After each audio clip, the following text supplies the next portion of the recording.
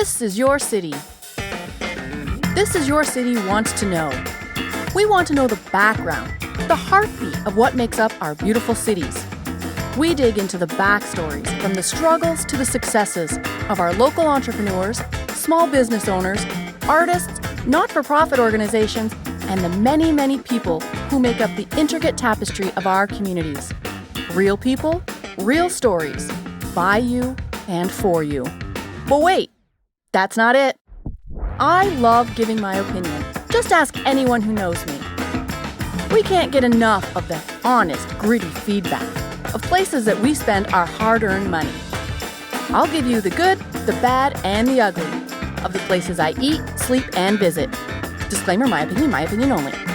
All right, so come on, let's get to it. I have to give you the Lord. I said, I need you to make it rain. I said, that's a simple thing. You can do this. I said, just make it rain. Because if it's raining, then I know this ain't for me. Just make it rain. I don't care if it's one drop. I'm going out and feeling. I'm like, no water, none. This is ridiculous. After the wedding, poured rain. I said, that means this is the blessing. And 16 years later, man, I'm just gonna pause right there. Oh my God, it's powerful. So anyway, we got back here to Canada, and I left with nothing, only a black car. I came back with a wife. You hear what I'm saying to you. You're not hearing what I'm saying, because the Bible said a man who has found a wife has found a what? A good thing, and has obtained favor. You're not even hearing what I'm talking about. There's some favor that you're supposed to get. Men, holler at me now. There's some favors that you're supposed to get. You won't get it if you're not married. Right. It's biblical. It said, when you find a wife, you have obtained favor from the Lord. Let me continue. So anyway, that's another conversation. So we here now, and then I came back to Canada. While I was in the U.S., schools were asking me to do talks and so forth. I was like, whoa, this is interesting. And while I was president of the International Student Association, I used to do talks at different places, different cities, Texas, Texarkana, and different places for the mayor. I was like, what? Are you for real? And we got a proclamation of diversity weekend, enacted by the mayor, and then he presented to me and stuff. I was like, little me who couldn't read, but God has a way of taking the foolish things to confuse the wise. Do you hear what I'm talking about? I feel foolish, and I'm feeling foolish for the Lord's sake, and I don't mind being a fool. You know what I mean? For him. That's it. And one person on campus said, you really should look into doing some kind of speaking, because you empower people. And the guy's name was Cletus Stewart. He was the man that was the director of multicultural service at Southern Arkansas University. And he said, you need to get into some public speaking, because how you empower people is insane. You need to do something.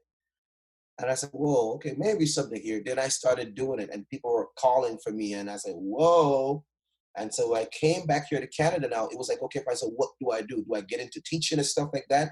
I couldn't find a job when I got here. So now I have a wife and I have 2 kids. Sorry, I shouldn't call them kids, because only goat have kids. I have 2 sons, right? Okay, not animals. So I have 2 sons, and I'm like, oh my goodness. So Lord said, okay, fine. You need to utilize your kinesiology master's degree, because I used to work with the university athletic club. And I said, okay, see all the jobs I used to have? And they said, okay, now you're going to use that one. Right. All these were experiences he's given me. And then he just pulled one out. I said, okay, now you can use that one. So I got a job as a kinesiologist, registered kinesiologist here in Ontario. And I worked there. And a miracle happened when I was working there, Kim. I got to tell you about this. I got to tell you. Tell me about it. I had this guy, right? Let's say his name was Billy, right? He got into a motor vehicle accident, right? We call it MVA, right? And the guy couldn't walk, and they had him at a different center. And when I got the job at the rehab center, it was like a multidisciplinary kind of clinic where they do physio, all that kind of stuff, right? Yeah. So the guy came, and they were going to transfer him down to us, and that was my first client.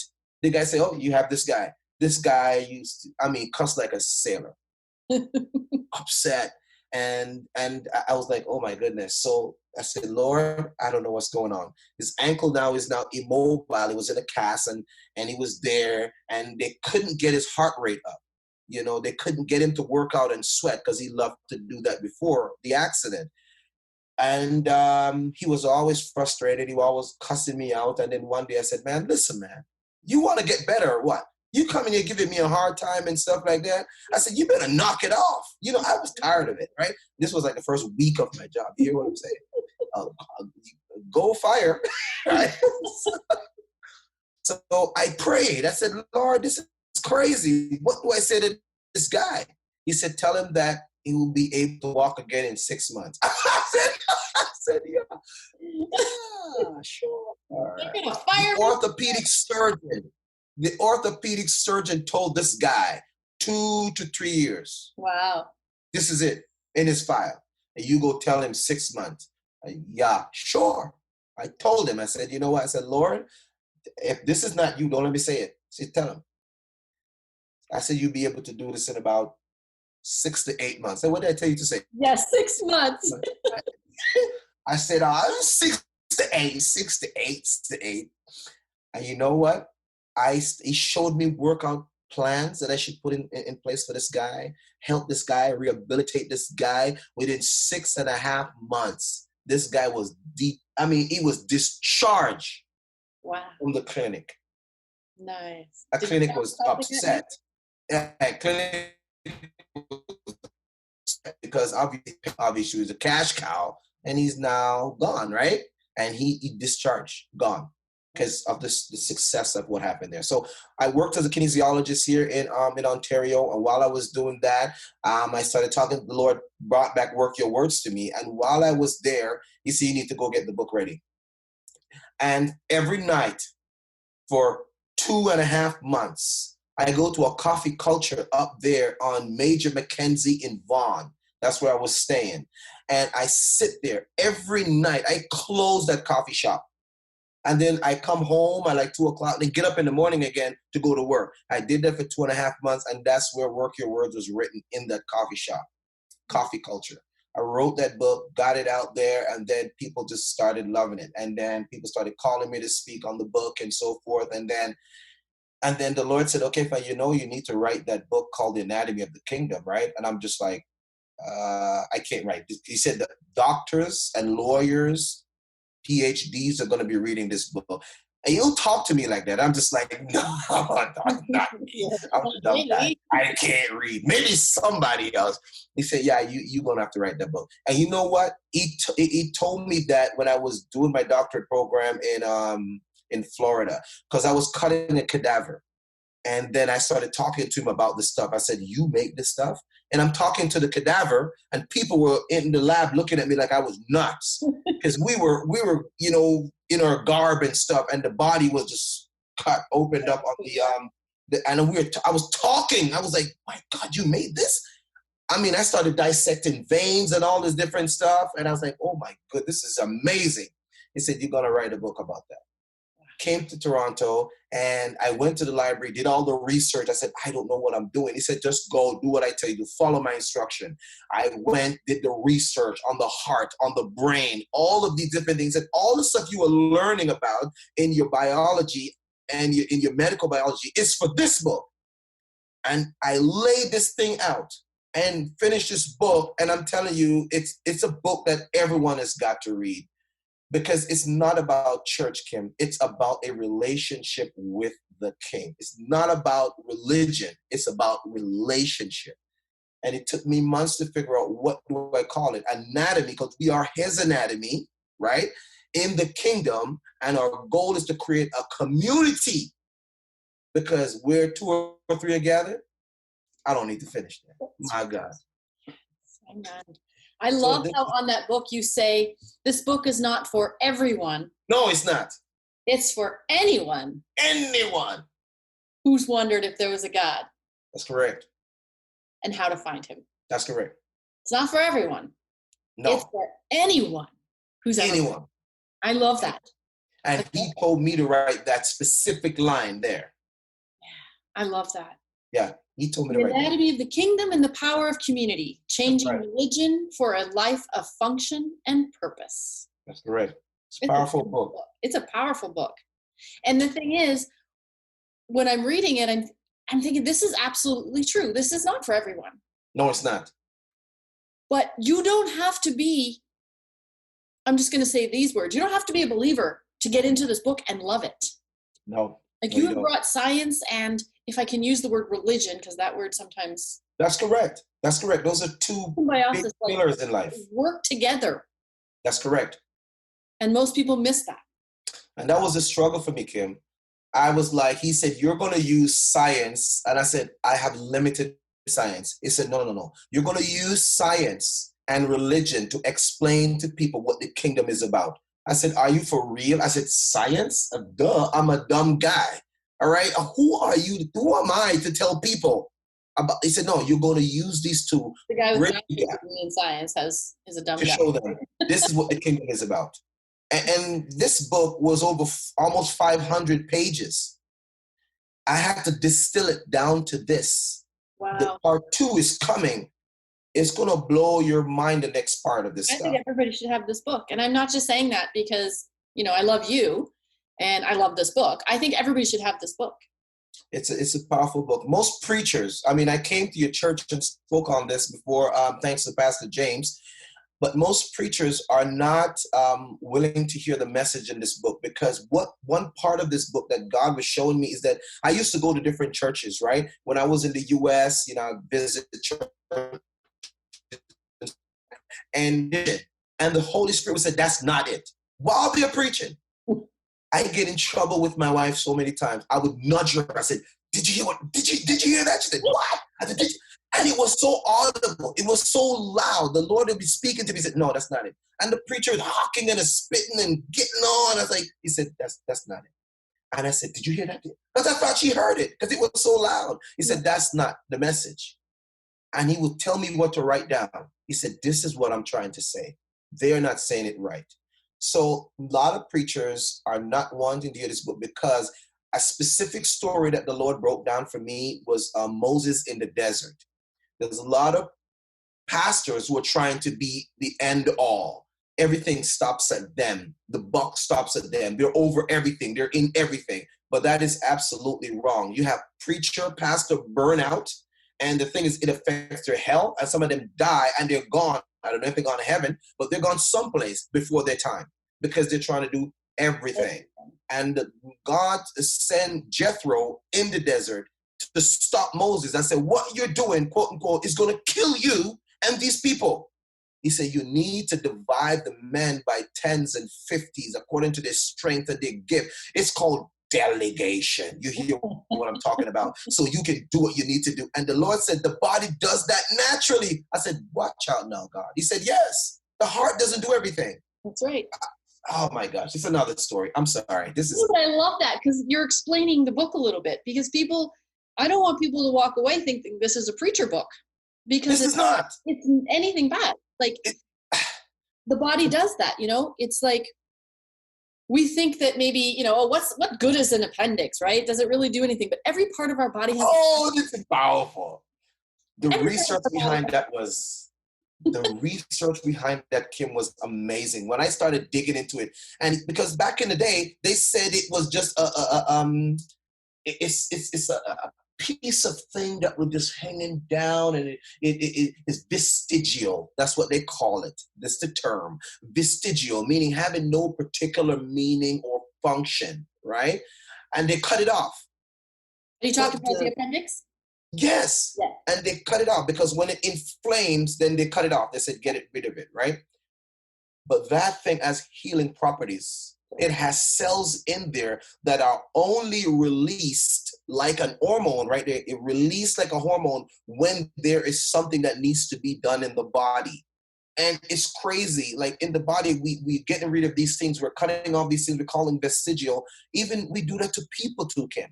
Yes. We say you're a nobody. Let's cut you off. Let's throw you in jail. If quote unquote, if you're black and you come from this area, then you're not supposed to be successful. If you're white, then you're probably white trash. Who are you to label God's creation? Are you nuts? That's right. You know, so he was saying that the body, the anatomy is his creation, right? And we are. And he didn't say when you go to church. He said when you function.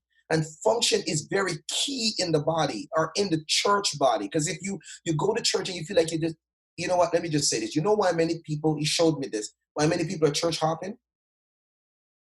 They're not serving. They're not functioning. They're only, listen to me. They want to be served. Oh gosh, they're only attending, but they're not assembling. The body doesn't attend, the body assembles. Yeah. And when it assembles now, he said where 2 or 3 are gathered, he's there in the middle. And he will tell you what your function is, because the heart doesn't do the job of the brain. The brain doesn't do the job of the heart. And the skeletal system is the structure that holds you up. It doesn't do the job of the integumentary system, which is the skin that allows for impurities to go in and out. Do you hear what I'm talking about up in here? I'm sorry. Oh my goodness. No, I love that, because you're actually giving a picture of what the book is. The book is about you. It's about you as a person, finding your purpose in life so you can do it. And you don't just be a GP, a general practitioner. Everybody is a specialist. I love that. Yeah. Everybody is. Yes. Find your function in life. Forget about religion. It's about the relationship. Right. He showed me this. He said, everybody have t-shirts and they all have a label. If I just get a marker and just swoosh, that's a Nike. That's right. If it has no swoosh, then, oh, that's no name. If there's anybody that can... About the fun. What does the t-shirt do? Yeah. If there's anybody that can prove that you don't need that swoosh or any other label on that t-shirt, it's you. Oh, do you hear what I'm talking about?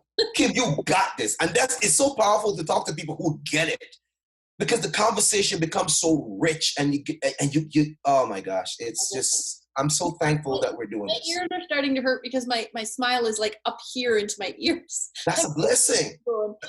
Like, I'm excited. Yes, I get really pumped about this. And we're going to try to get this book back out there to people, because I think they need to reach it. A couple of doctors have read this book and they love the book because they see their function in medicine. I was supposed to go and become a medical doctor, and then the Lord says, no, this is your dissertation. This is it. This is going to worth more than you getting an MD. Pull me out of the school so I can work on this. And for 6 years, I was doubting the Lord that I could write this book. 6 years. That's how much time it would have taken me to get my 4-year MD plus whatever. He said, this is the book. Nice. Well, then you know it's going to go places. Oh, it already has. It's just going to take off even more. It's going. Then you have your other book, and I'm on my second read for Work Your Words, Finding Your Pathway to Personal Success. I'm on my second read. Yes. So both of them, but this one is like little bites, you know? Yes. You don't like eat your sandwich in one gulp. Like, Correct. Enjoy the flavor of it. You taste the mustard or the ketchup or the cheese. Yes. All the parts inside that burger. And that's what this book is for me. That's correct. I'll take a bite and I'll be like, ooh, you taste that pickle? That's awesome. It's crunchy. Correct. It's great. Correct. That's this book for me. And I'm on my second read, because you can take it in and then you have to put it down and chew on it.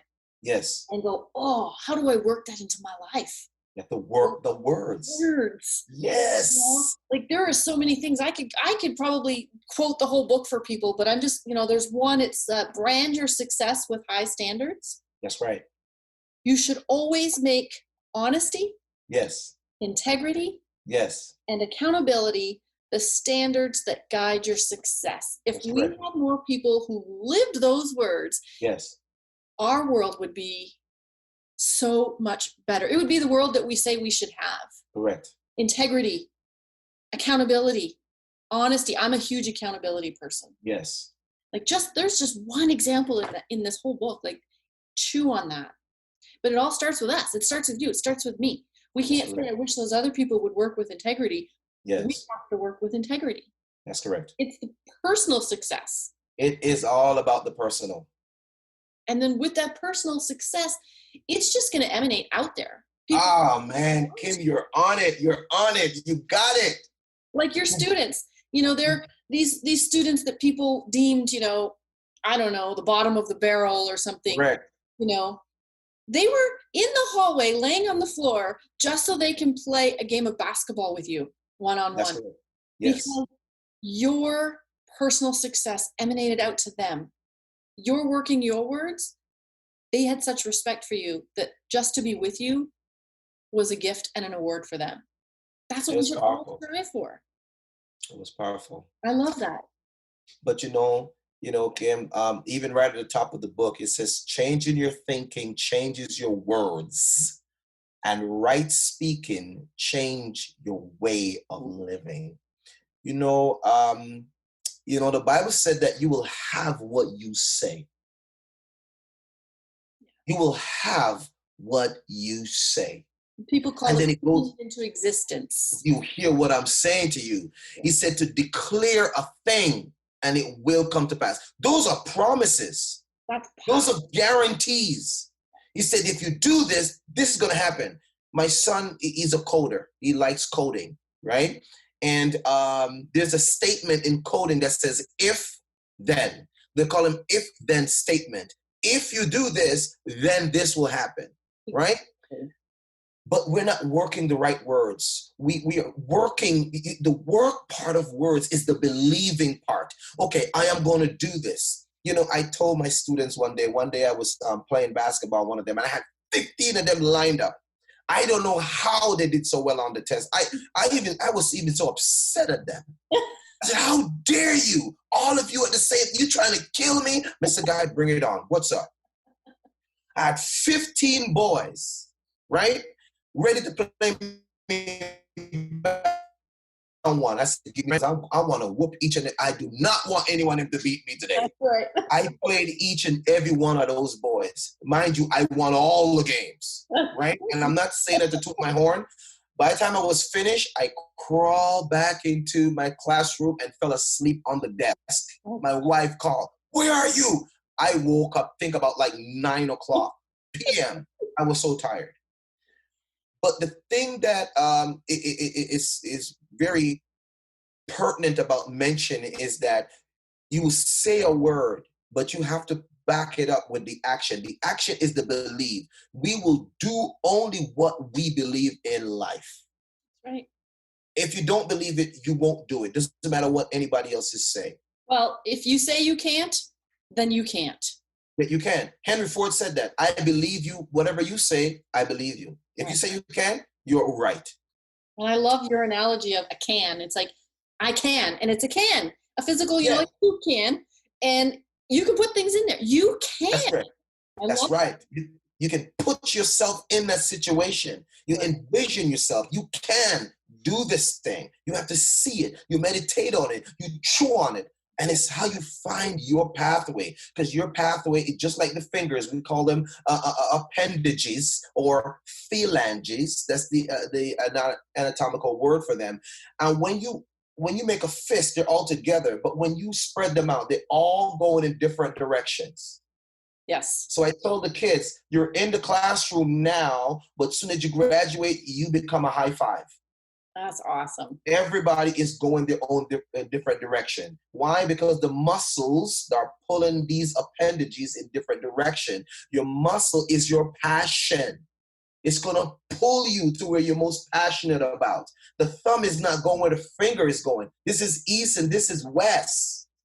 You see what I'm saying? Yeah. That's why you are in the crowd, but you can't be like the crowd. You have to get out of the crowd so you can find you first. Personal success, it's got to become personal before it becomes public, because the public is the crowd. That's why Hollywood is suffering, because everyone says, do this, so you can be in the end.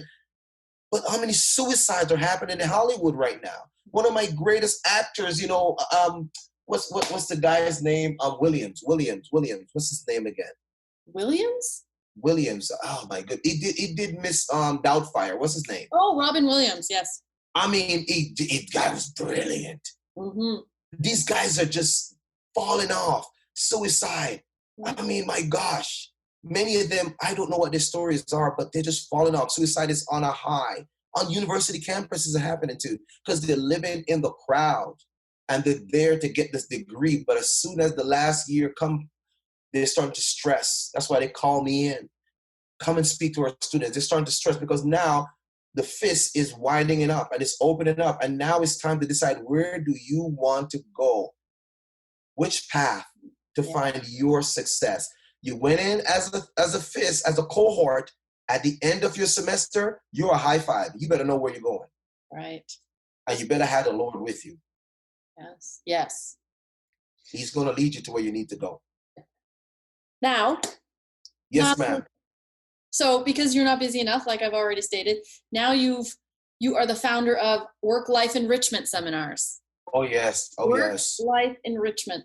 So I am assuming, I don't know much about this one, unfortunately, yet, but I'm assuming it's the balance of work and life and how to make it. Talk about it, Kim. Talk about it. Talk about it. How smart I am. No, I'm kidding. So talk to us about this. Work-Life Enrichment Seminars. You know, it's powerful because I am working on my next book called Create Your Greatest Impact. And I spent a lot of time, you know, as you know, my dad passed recently. And so I had to put a lot of these things on the back burner because I wanted to be there for moms and making sure she's okay. And not just okay, but really healed, you know what I mean? And in a good place, so to speak. And as a person of faith, and she's doing tremendously well. She's amazing. And I'm just so thankful. And the thing about what I learned is that everybody spend most of their time at work, working at something or working. And then there's another part that says, I need to balance. They struggle with the balance. I'm praying about it. I said, Lord, what is going on? When I get called in to do talks, I go into corporations and I'm doing all these talks and stuff, and people are rolling. And all of a sudden, when it's the Lord telling you, you need to implement your background in kinesiology and fitness inside this stuff. Because they normally just do a workshop and then they feed them with pizza and stuff them and then send them back to the office. Right. Good, you did great, wonderful. And then they go and they realize that all of a sudden, now they want to sleep. They don't have the energy. They need me to come back in again. So it's almost like an inoculation. I mean, yes, good for business, but an inoculation, a little bit here, a little bit there. I said, no, I need to make sure you guys understand what's going on. So I prayed about it. I said, Lord, what's missing? He said, it's enrichment that's missing. I said, what you say? He said, it's not about balance. Balance is a juggling act between making a choice between this and that, choosing between my family and choosing between the little money they're paying me, right? Or making a choice between, okay, fine, what I'm supposed to do and being accountable. It's about making a choice between a man and or his wife and his family. This it's a choice. It's a tug of war, and so we become disenfranchised from what's most important in our life. And so, is it the job? I'm gonna go put in 60 hours. Oh, then what happened to your wife and kids at home? If you put in 60 hours, something is missing. Right. And if you're only gonna stay at home with your wife and children because you want to be a good husband, you gotta work. The Bible said if you don't work, you don't eat. So now, wait a minute. I'm at work and I feel miserable. Zig Ziglar would say that they're at work and they're thinking about vacation. Now, when they're on vacation, they're thinking about work. And then when they're at work, they're thinking about the family. Oh, we're gonna go on this vacation. And when they're with their family, they're like, oh, I want to be at work. That means you're always traveling. You're nowhere. They never settled. And so when I go and I do these workshops, and then I talk to people about, one of the things that I do when I go into work-life enrichment, say, you need to put a vision statement and a value statement. And most companies don't have that. And that's just like the church, business of church. A lot of people skip jobs or they change job because they don't have a meaning or purpose there. They just feel like, oh, I'm just here and I'm just getting a paycheck. I am just what's called a job just over broke, right? Meaning I am only doing what I have to do, and that's not mine. I've heard it said several times by other people, but just over broke, a speaker once said, and the definition, the Lord gave the definition to me, but he had the cliche word said by someone else. But the definition, like I said, Lord, what does that mean? He said that they're just doing what they can so they can just facilitate the lifestyle that they have. Right. So I'm only doing it so I can pay my bill, only doing it so I can take care of my family or pay the car note. Just it. That's it. Keep a roof over my head. So broken. Just over broke. So that's kind of what that means. But they don't have any meaning. They don't know what's happening. They don't know what's happening from day to day. And the company is just existing. And then it's not taking them anywhere. Without a mission and vision statement, then you really don't have anything as a job. You just have a company making money, but they're just existing. And when there's an inflation or some kind of catastrophe come about, companies like that just go belly up because they don't have any foundational stuff to keep people. And people are going to leave. And I think it's really important. And I know some companies do this, but in my opinion, not enough right now. Right. Some companies say they do it, but really Right. don't. But, you know, if you have an employee who's happy, Right. who's feeling a little bit fulfilled and feeling seen and heard at their place of Right. employment, Correct. they're going to work harder. Yes. And so if you have somebody come in like yourself and teach this life work enrichment, Right. they're going to be more productive. There will be. Productivity will go up. That's right. Like, people first. Put the Yes. people first. That's correct. And Correct. And just to add to what you just said, I was called to do a talk in Orlando, Florida last year, and it's a huge conference. I'm talking thousands of people show up to this place. I mean, corporations, huge corporations. And I was doing this talk, and everyone is giving, their statistics, and they're giving their graphs and all of the fancy stuff, the bells and the whistles. And I got up on the stage and I said, guys, I am not the statistical individual, even though I know how to do standard deviations and so forth. I understand the genre and the jargons. I said, but that's not where it is. Jaws dropped. What? what's this? I said, that's not where it is. I said, it's about the people. Right. I said, change management is about changing how you manage yourself first, personal success, and then it's dealing with how you manage yourself and how you use that accountability and integrity to manage people to get them where they need to be. I said, yes, we're at a change management. It's about change leadership. Right. You got to lead you first. Right. And then I broke it down. I said, it's not about, balancing and all this crap. Stop throwing up the balls everywhere and talking about, I'm juggling. It's enrichment. They were like, what do you mean by that? Yeah. I said, enrichment is like a sub sandwich. It's the bread. One part of the bread is work and one part is life, right? Whatever you put inside the bread determines your living. Right. That's the enrichment. And what's great about it that no two individuals have just tomatoes or lettuce. Some people may have mustard. Some people want ketchup. People want relish. That's enrichment. And the enrichment part is when you bite into that sandwich and your taste bud says, glory. Yes. And now you're excited and you want to do all the good you can. I said, when you're excited about the bite that you have is the experience you have at work. And when you show up with that taste bud just firing, remind me of one of my favorite movies I watch with my boys called Ratatouille. I love Right? that. And the little rat, when he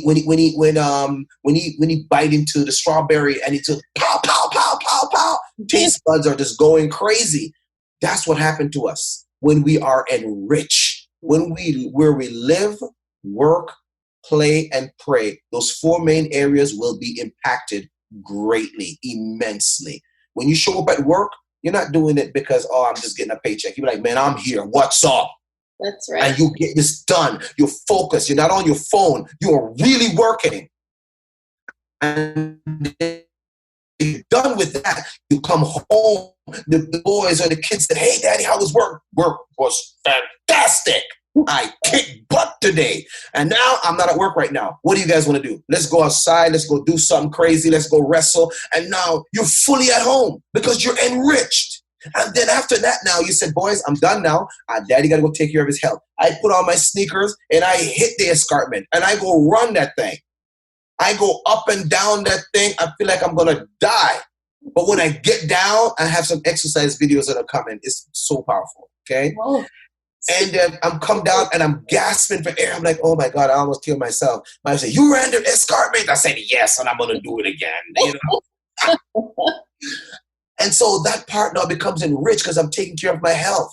And then when I go to pray, I don't go with a bag of to-do list to the Lord. I'm like, Lord, I just want to thank you for the other day. You know, that run was so good. Oh, you knocked me up. You knocked my socks off. And I'm talking to him like this. This is supposed to be a prayer. You know, Father, thou art great. No, that's You are not wonderful.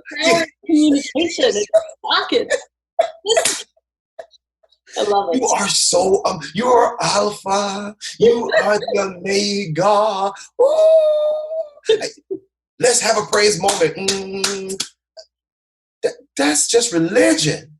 That's right. But you can sit down through the run while your muscles are burning and say, God, just give me the strength. I want to finish this run. I know it's going to benefit me. I know it's going to benefit me being my sons and being a better father and being stronger and more apt and be sharper in my thinking. Do you hear what I'm saying? So this is enrichment. When a person is having great wellness, when you show up on the job, you don't go to sleep. You're fired up. You are really working. And then the Bible said, if you don't work, you don't get paid. And when you show up at work like that, people are like, what are you on, man or woman? I want some. That's right. Well, see, so go ahead. No, that's okay. I was thinking, like, there's too many people, and you hit on something really important. Right. And it even goes back to the beginning when you're saying men being present in their families and stuff. Oh, yes. But women too. There's too many people who come home from work and they're tired and and their kids are like, you want to do this, want to do that. No, I just finished work. I'm tired. Let me relax. Correct. And something's missing because you've just taken time away. You spent 8 hours or more somewhere away. Yes. Now you have a few hours, not very many, before they go to bed. And you're like, no, I'm tired. I just worked all day. Correct. And, you know, they went to school all day. They worked all day too. But they still want to spend time with you. So if you find yourself saying that more often than not, then you need to put a check somewhere. You need to and cash that check. And cash that check. Check yourself because your balance is, you're just throwing balls up in the air like you said. You're really balancing. That's exactly what you're doing. And you're out of whack. Yeah, I love the only way you get balance. Balancing is for a car. You take your car into the drive, and then they'll balance your tires so they can roll better. No. Man, you need to tune them from the neck all the way up and down. It's about enrichment. And so work-life enrichment is about, it's going to impact you where you live, where you work, and where you play. Your play is your self-care. Right? Your work is where you serve your gift. They pay you for that because it's monetized, right? And where you live is your home, where you create an atmosphere that's conducive for the growth and development of those you are entrusted with. God. Period. And so that's what that's about. You have seminars for this. People hire you to. Yes, indeed. And that's what I go out and do because it's not being taught. Nobody's talking about it. They just come out and do a motivational talk and that's it. They're not giving people stuff that they need, that they can hang their hat on and say, man, a happy person at home is a happy person at work, and a happy person at work is a happy person at play. And when you put all those together, man, they're going to go and say, Lord, thank you for allowing me to do all this. Thank you for the opportunity. Prayer life changes. Even in churches, they need this stuff. Oh, definitely. You know how many burnout pastors are there? You know how many people are serving in the church and don't know why? They just run into Sunday school. Sleepwalking. That's it. And they can't go to the next level because they're not enriched. Because religion has become the thing, but they don't have a relationship. And the better you are as an individual, when you come to the church, when you assemble, if you're a heart, you're bringing your best heart into the body. So then it's beating. Woo! I'm talking about. I'm sorry. I mean, like, I'm not the best at interviews because I get so excited. And I said, Lord, you just have your way. I love this stuff. It's just, I don't know what I would be doing if I would. No, you're great for interviews. You're great for interviews. This went a lot longer than we expected, but like I said, we're doing a part 2 because I just feel everybody needs to hear you, Andrew. What you appreciate that. And everybody needs some of this. Yes, I appreciate it. And we don't take the time. And sometimes we really do just need somebody to show us. It's true. We do. We need a Sherpa. Because I don't want to say I can't do it. There's sometimes I just need to say, I'm not sure how to do it. And that's a good thing. That's humility. And so there's people like you out there who can answer those questions for us. There's companies, organizations, corporations, churches, schools, families that need to say, okay, maybe you don't know how, here's some tools, and you have those tools for us. Correct. And that's what we're working on. We're working on getting that information out to people. We're distilling all this information to people so they can have access to this information. Right. This is the stuff that's going to be changing the trajectory of the church with the anatomy of the kingdom, and changes the way people think about the words that they're using as they move forward in life. Because if you're using I can't, you need to take the apostrophe and the T off of that thing and put can, because you can possible. Can possible. I am. I apostrophe am possible. You are. You are living proof. You are living proof. By the grace of God. That's it. Of Andrew E.Guy's life until right now. Yes. Living proof that I can is a very powerful thing. By the grace of God. By the grace of God. I know in your question you had asked me earlier on what next. That's what I was going to ask again. Yeah. So what now? The next thing, really, I have been praying about the next dimension. I'm going to be starting a not-for-profit, and I haven't released all the detail yet, but I've been praying about some things, and the Lord is showing me that people are hurting. And why are they hurting? And this is what needs to be done. And so I'm going to be starting a not-for-profit, and I'm going to be looking in for some good individual that would like to be on the board and so forth like that. I know my sister, she's a professor at Ryerson University, and so she's one of them. And we're looking for people who really want to make a difference, people who don't sit down and just let things happen to them. They make things happen. And so that's one of the things. I have 60 books to write, right? 60? Yes, in this lifetime. And it's going to happen. So we got one coming out within the next couple of months, Create Your Greatest Impact. And no, the one at Mom is not yet, because that's going to be situated around a particular conference for women. So every year we're going to have the conference, and she's going to be one of the speakers there. So that's one of the things that we're working on. What's the name of the book that you just said? Create Your Greatest Impact. It's on my website. So that's coming up in the next couple of months, and it's helping people to understand, when you live, you are creating an impact. And the thing is that when you create that impact, it will live long after you are gone. That's what an impact is. And this is specific stuff. The other one that's coming out after that, it's called Achieve Anything, and it's really for youth. And it's a workshop that I've been doing at I've been doing this at Sheridan colleges and different places, different locations. I do this workshop for these college and university students, and it's been going very well. And I recorded the information, and we're going to turn it into a book so people can get it. It's just, we're also launching Greatest Impact University. That's in the works also. It's going to be a platform where people can come and get information in the 3 most important areas of their life, where they live, work, and play. And we will have some information on prayer, but it's not really about religion. So I don't want people to think that it's about, let's go to church here. Yeah. It's where I break down the stuff, because it's going to be on the anatomy of the kingdom. That's what's going to be the lesson, right? All the lessons and the things that are going to be explained is based on this book, The Anatomy of the Kingdom, who you are, your purpose, and not just a religion, but a relationship, and making God practical in your life instead of theoretical. Take him out of the Bible, and so you can live him. And that's what that part is going to be about. So that's what's right now. Next thing is really to look about my finishing a doctorate in psychology. So I'm looking about that. And I want to do all I can with the time that God given me. So I'm looking into that right now, because I want to learn more about the mind and myself. And that's it. And looking about videos. Say again? And your exercise videos you mentioned earlier. Those are finished. Really. And what it is basically, because when I go running, I put a camera on my head, and I put one of those GoPro on my head, and I said, let's go jogging. And so I'll go run for hours. And it's just something that I do. You were the most energetic person I met. I think our viewers now understand I don't know if it's energy, but you know what I think though? I think when God is giving you all of these things, and he will, like I explained in this book, he download information. I said, you don't have what's called a patch 5 cable for, back in the day, it used to be religion where you have a cable, right? It's like a patch 5 cable, right? And I explained it like that. I said, that was religion and it keeps you in one place. But in the kingdom, it's about Wi-Fi. That means you can be anywhere and have access to God. I love that. So he will download information in your brain.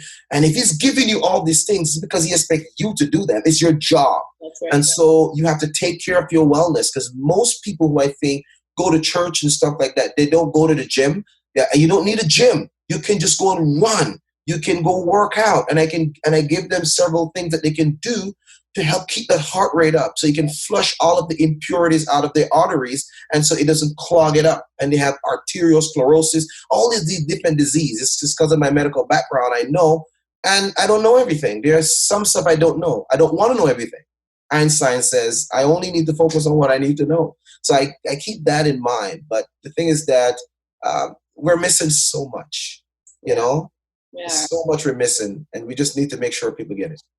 I'm so grateful for you to be here. Yes, We learned a lot tonight. We learned a lot. And if you just, before we wrap it up, if you just give me one moment to plug you. Oh, go ahead, ma'am. Go ahead. Okay. We went through your books and everything you have going in now and your seminars, and it's a lot because you're just a very busy man. And thank you. You're welcome. If any of you would like to book Andrew E. Guy for your corporation, your company, your school, business, listen, I have seen this guy in action. I have seen him work. And your organization, your event, no matter what it is bound for success. It's guaranteed success if you have this man speaking at your event. And you can reach him at www.andrewguyspeaks.com, info@andrewguyspeaks.com. Again, that's www.andrewguyspeaks.com, info@andrewspeaks.com. Get his books. You will be forever changed, and you will be asking everybody else to get these books and gifting them. It's guaranteed. So thank you so much, Andrew. We're going to have you back again when one of your other books comes out. We'll stick to the subject of that book. Yes. Well, thank you again. And everybody, as for me, this is Kim. You can find this episode on anchor.fm/This Is Your City. There's many other platforms, Google Podcasts, Radio Public, Spotify, Breaker, info at thisisyourcity.ca if you need anything. Thank you for tuning in. I appreciate you so much. Until next week with another amazing episode. Have a great day and stay blessed.